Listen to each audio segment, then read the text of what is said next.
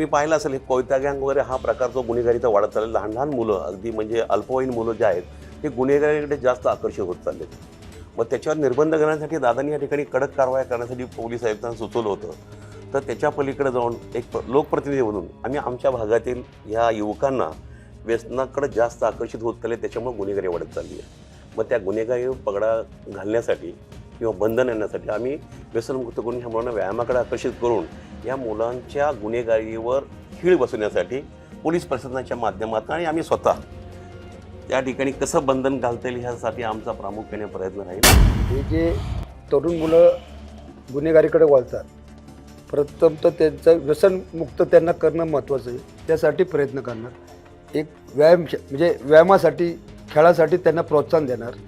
दुसरं त्यांना उद्योग किंवा नोकरी ह्या ज्या गोष्टी घडल्या तर त्या जे गुन्हेगारीपासून लांब जातात. कोणताही माणूस हा गुन्हेगार होत, त्याला परिस्थिती गुन्हेगार करते.